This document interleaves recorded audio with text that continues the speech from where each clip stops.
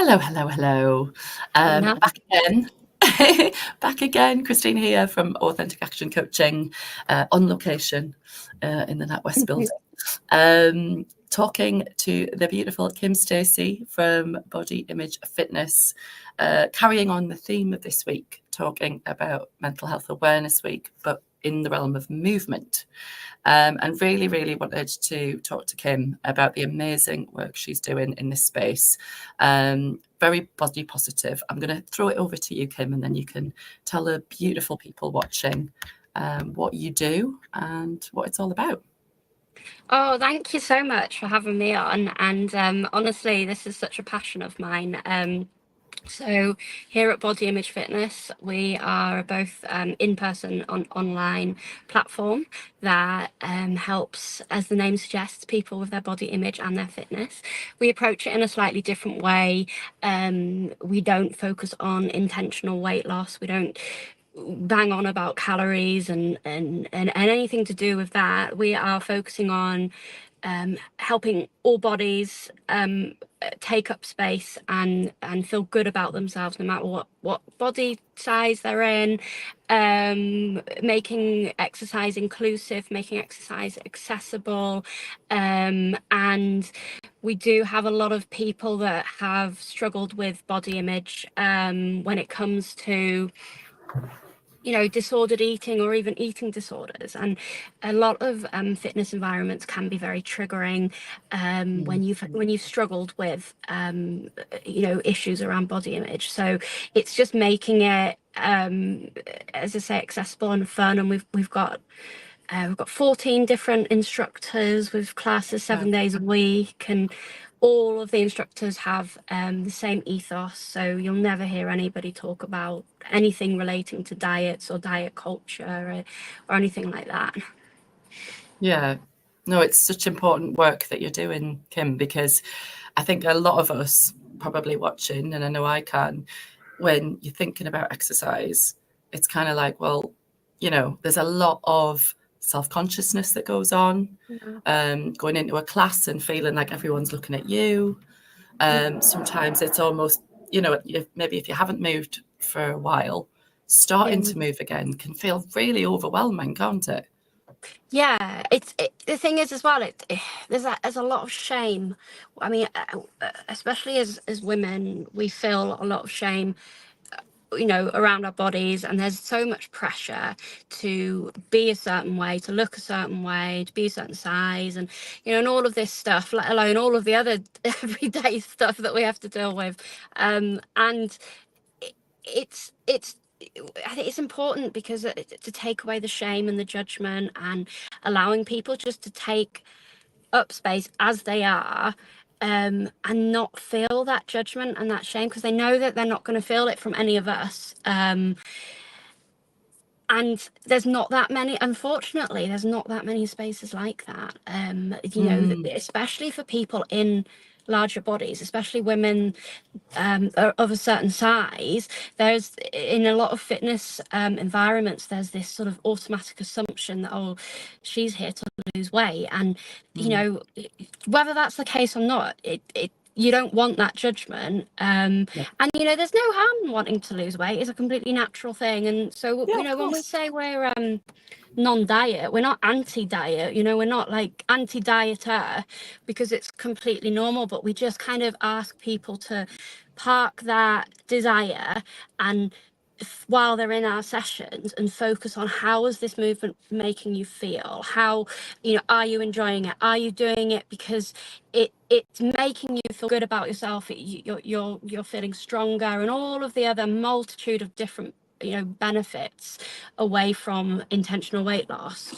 Because you have a hell of a lot of studies that show that if you are just working out purely for intentional weight loss, you tie it to kind of like almost like a punishment rhetoric of like, oh, calories in, calories out, and it takes away from how enjoyable movement can be. And I just feel like life is too short. We've got so much else going on in the world and in our lives to be worrying. And it's such a privilege to be able to move. Like, if you can move your body, you're so privileged, because there's a hell of a lot of people that can't.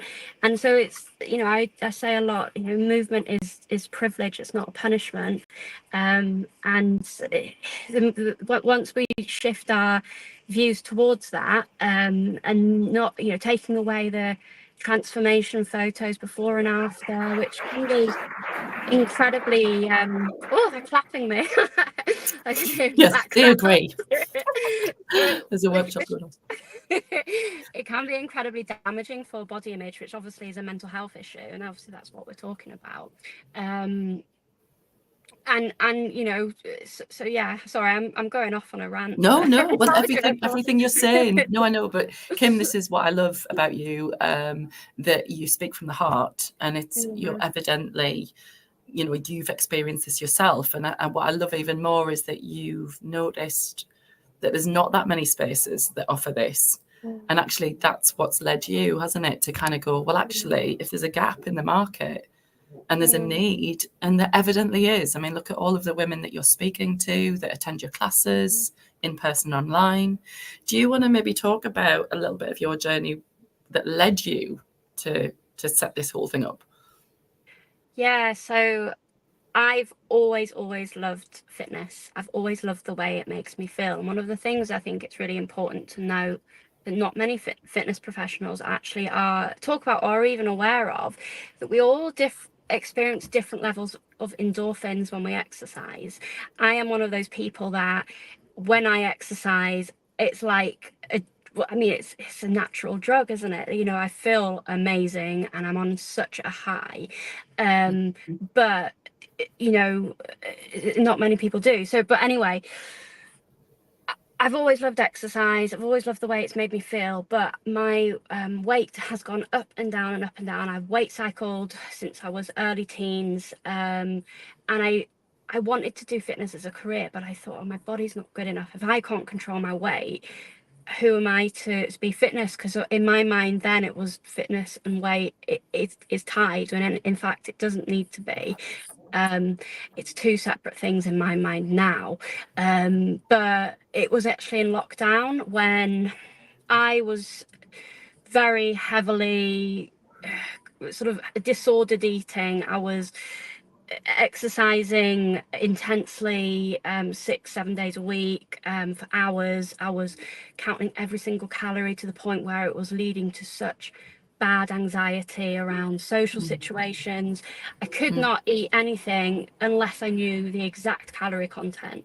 And because it was lockdown, I could kind of like, it was a control thing as well. But then I started learning about body image, and I wanted to then be a body image coach.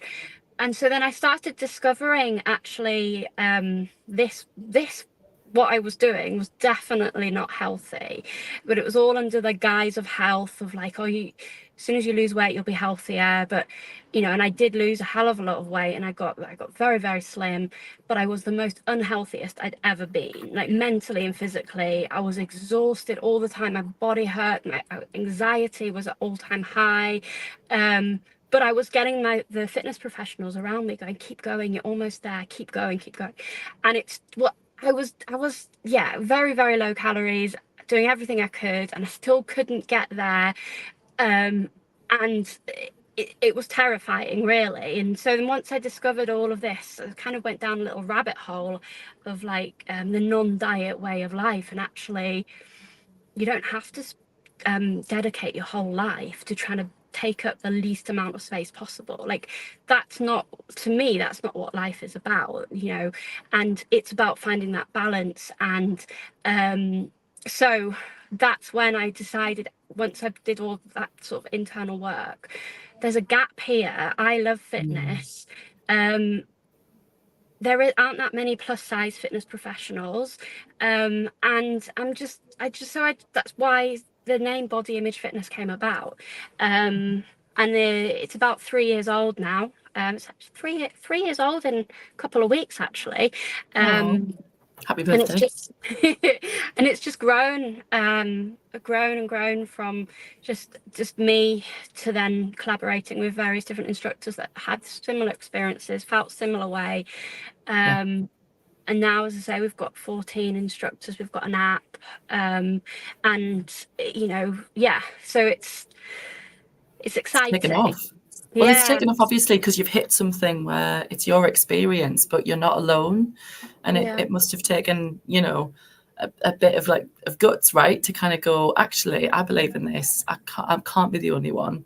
yeah, And you're totally not the only one. And I think it's wonderful because I think there is so much pressure. And like you say, put on men and women, but I think especially women mm, to look a certain way. And it's this whole thing about almost berating yourself, isn't it? mm, It's like hating on your body as opposed to kind of going, this is a wonderful bit of kit we've got yeah, here. This is a yeah, wonderful machine that you get to move from a place of joy as yeah, opposed to, oh, well, I can only celebrate my body if it looks a certain way. And if it doesn't look exactly. a certain way, then I can't celebrate it. And it's so unhealthy when you think about it like that. I know, exactly. And the thing is, as well, when is enough? You know, Mm. even when I was the slimmest, I was so unhappy and my body image was the worst. I was continually body checking. I wasn't happy. I look back at photos now and I actually think, wow, I looked good, and I have to not look with rose tinted spectacles on because I'm like, oh God, I looked good to me, because we always do that to ourselves. We look back at photos and you don't Yeah, realize at the we do. time. But then Mm. I go through this process of like, but what was I doing? Like, what was I feeling in that photo? Like, what how much was I literally starving myself? Like, how many times had I been to the gym? And if I hadn't been to the gym, how anxious was I to get to that Mm. point? Which isn't a life to be. And I just think, yeah, a different approach is needed, and I think people are more and more starting to realize now, especially in the last couple of years, that Mm. for a lot of people, diets aren't really working for long term, for a lot of people. And they're, especially as you're getting towards, late 30s, 40s, 50s, Mhm. most Mhm. people have been dieting their whole lives, and they're Yeah, just at the yo-yo. point now where they're just like, I just don't want to do Tired. it anymore. I just Yeah. want to enjoy life, and I want to be as healthy as I can possibly be, mentally and physically, Yes. and not diet, because it's like it's blatantly not worked. Yeah. Yeah.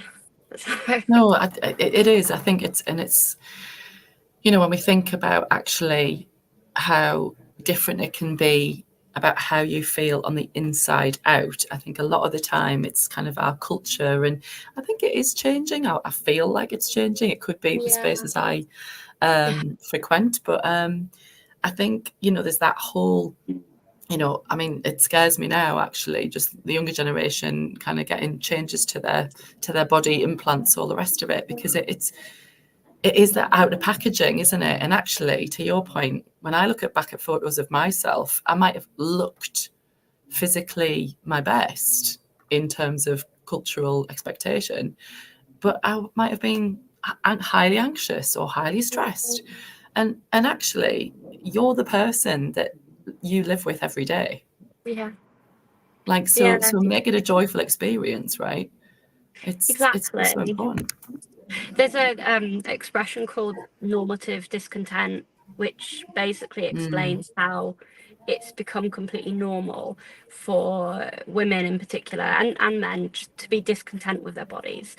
yeah, Um, and it's like a baseline. It's just like, oh well, that's just normal. And that's, as I've said so many times, it's not something I'm willing to accept as a yeah, society, but we're just, no, as a baseline, everyone's discontent because,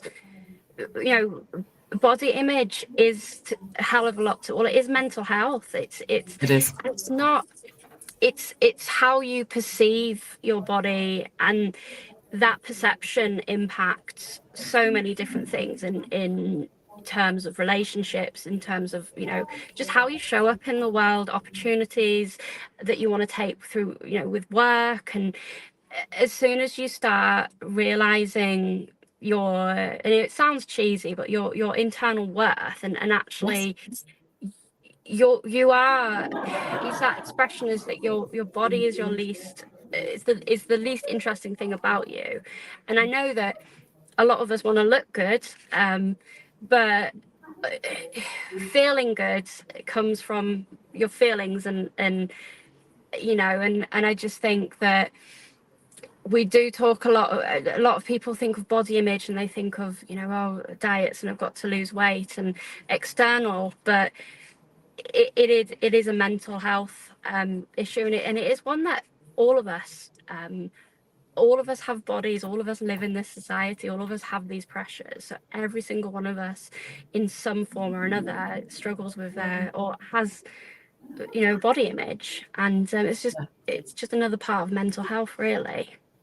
It really is. Something that you talked about just earlier, and it's becoming a bit of a theme from the week, which I love, is, you know, you talk about endorphins, right, which is a natural neurotransmitter. It's something that we produce from the inside Yeah. out by moving, right? But I think sometimes we need to remind ourselves that we are our own pharmacy. So I think it's like the westernized way of, like, we look outside of ourselves to like get a thing to feel a certain way, as opposed to, well, no, you can produce endorphin by moving, by simply moving, Yeah. dancing, walking, running. Like, it doesn't have to be a HIIT workout or a, you know, CrossFit, whatever floats your boat. But it's something that brings you joy, that creates that endorphin. Exactly, you know, and as I said before, different people experience different levels of endorphins, and it all depends on fitness levels and genetics and all that sort of stuff. But, you know, the important thing to take from that is to find a movement that you love. And if literally the process of, for example, for me, like a spin class, I get such a high from that, and the more intense exercise it is for me, the more I'm like, yeah, like buzzing from it. But a lot of people like hate spinning, and they get endorphins from the social aspect, or, you know, being in nature, or strength training, and progressing in strength. And that's the important thing, is trying to find where you can get those endorphins, where you can get that, you know, mental health. I'm very, I always used to say, oh, exercise is my therapy, and I'm always very careful, because I'm like, exercise, to me, I don't feel exercise is therapy. It shouldn't, it can take the edge off things with mental health, and it can help. For me, it massively helps put things into perspective, but it's not something that I feel people should go to and use instead of therapy. It's kind of No. like a, you know, an Yeah. extra thing that we can do. Tool. Exactly, yeah. But yeah, I think that's why it's so important, and I think that's why, as soon as you take away the weight loss and the diet culture away from exercise, then, you know, actually that's where you become the most sort of healthy, mentally and physically. Yeah. Well, we're built to move, aren't we? And I think, I mean, you know, certainly from my perspective, a lot of the work that I do with people's minds and their breath is to actually open up and be more flexible and open. When we're rigid and stuck and stagnant, then if we're stagnant in the body, we're stagnant in the mind. Yeah, So, you know, the two interplay. So it's about, actually, sometimes it does take us to move physically to open this bit up, and vice yeah, versa. So it becomes more a way of being than a thing that we have to force ourselves to do. And I love what you said there about trying different things and finding something that you love. Because if you love it, then it's not going to feel like a chore, is it? You're going to want to do it because you know how good it makes you feel.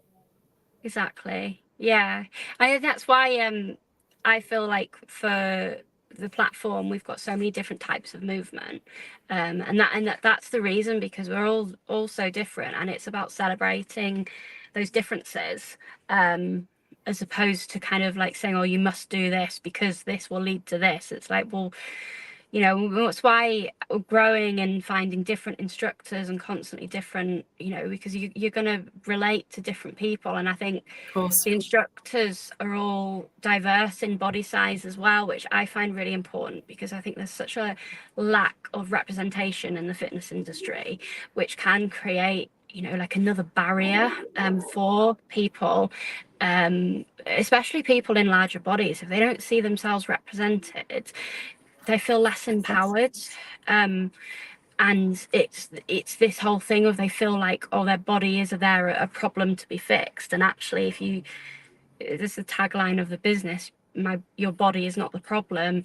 You know, your body isn't a problem to be fixed, no matter what size you are. Just if you take away that mentality, it's so empowering, you know, for people. Yeah, it just takes that pressure off, doesn't it? Because otherwise you're having to feel like you have to conform, or you're kind of almost rejected, or I don't belong, because we're all wanting to belong somewhere, Yeah, to feel accepted. And I guess that must be as well taking that prescription off, that you have to look a certain way or be a certain way, or there's only those sizes of people in a class. It's like, no, you're welcome. You're kind of invited in, just to kind of like, we're doing this from a place of joy and play, as opposed to a place of beration and yeah, whipping yeah, kind of thing. exactly. Yeah, and I think it's important as well, because there's a lot of fitness professionals. They'll kind of, especially ones that have always been thin, they will sort of suggest a move, and it's not accessible quite a lot of the time for somebody if they're in a larger body, if they've got a belly and a, you know, and boobs, and that's kind of there. It's that sort of assumption that you'll get there eventually, but it's like dismissing where they are now and making them feel less than, because they're, you know, it's like, well, I can't do that movement now, and it's like, oh, you'll be able to do it eventually. And it's like, but what if I can't get there eventually? What if that's not the purpose? And what if I want to do it now? And I think that's something, again, which isn't, and for a lot of people, if they've not had that lived experience, and they probably, and it's no, you know, there's no sort of malicious intent majority of the time from the fitness industry. I think it's just, they just haven't thought about it because they haven't had to, they've not had that experience. And Yeah. you know, and because my weight has gone up and down drastically, I've experienced it from both sides. And I know that in the body that I'm at now, for example, with yoga, so I teach a yoga class, and there's certain moves and transitions that somebody with a belly and a chest is just not going to be able to do. And it's, if an instructor gives you options and says that, actually, you know, that's okay, that's just one way of doing it, look, here's another way, it's so empowering. And it makes them feel, you know, going back to your point of feeling belonged, they feel that, you know, this, right, this is my space, these are my people, because they get me. Yes, totally. And it's So definitely not enough of that, unfortunately. But then fortunately for me, I've that is a business owner. like But yeah. that just speaks to your tenacity, Kim, to kind of go, this doesn't exist and it needs to, and I'm going to be the one, isn't it? And it's just fantastic that you're doing it. So the people listening to this who maybe haven't moved in a while, and maybe they're listening to you thinking, oh my God, yes, she's talking to me. What would you advise for people to kind of do to just start moving? We had that's a really good question. I had one of my instructors answer that question. She did a workshop, and she suggested looking at it relationally. So looking at it as if you are starting a new relationship, going on a date. So start with like a couple of texts or go for coffee, and just gradually ease into it. Because quite a lot of the time when people are like, oh, I need to get back into the movement, they will then sign up like 5 days a week or like 3 days a week, especially with a lot of us are very, especially with diet culture, all or nothing. And it's trying to get away from that mentality of I'm going to just, you know, even if you wanted to sign up for Body Image Fitness, there's a 7-day free taster. So you could, I know one of the members said that for the first couple of weeks, they didn't actually even take part. They just watched and was just like, I'm going to just check this out. And then I'll maybe do 5 minutes. And all of the instructors, you know, you can have your camera on, your camera off. We always encourage rest. It's so important. You can, you know, as long as you stretch afterwards, and you can just, we're just meeting you where you're at.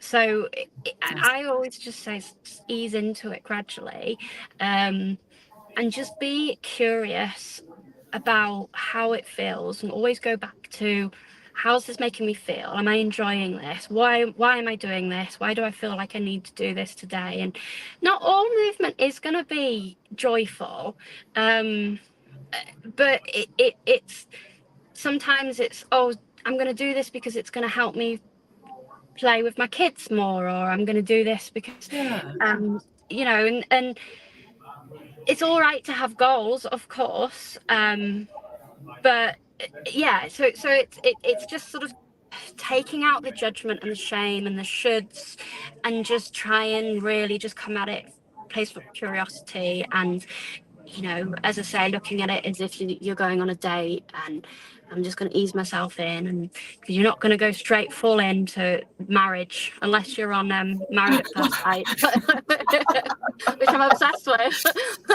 yeah, for sheer, if you're an all or nothing person, then go right ahead. But for most of us, we're not. Yeah, totally. No, I love that analogy, Kim, because you're so right. I just at lunchtime spoke to my salsa teacher. So one of the movements I absolutely love is salsa, and I don't even really think about it being a workout. I mean, it is. I get very sweaty and very out of breath, but I do it for joy. Like, the endorphins I get off salsa are just like incredible.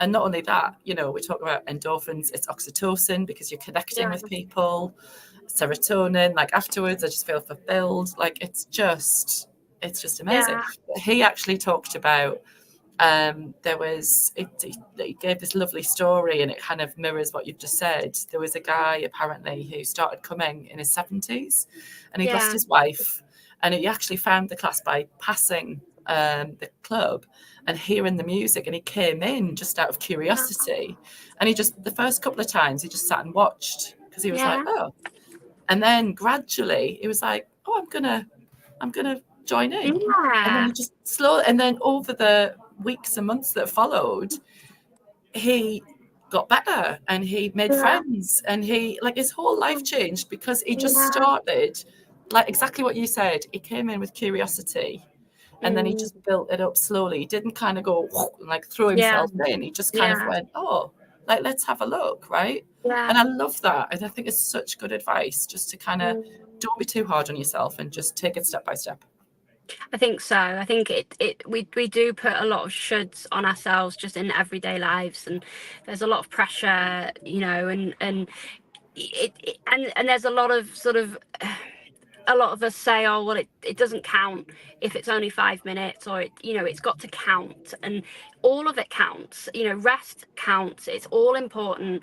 And but I'm just realised the time I need to go because my son it's fine. Come through. I know I was going to say that. When it comes through, I know. Yeah, I was going to say. I'm like, how wonderful. He's doing his kung fu. Yeah, I shall let you go and collect your lovely son. But thank you so much, Kim, for coming on and sharing that with us. We'll make sure obviously the links, and you can be found at bodyimagefitness.com, can't you? Can people, if they're interested in finding you. I could honestly carry on this conversation for at least another half an hour, but thank you so much. Yes, you've got a child to pick up. Thank you, Kim. Take care. Bye. See you. Bye.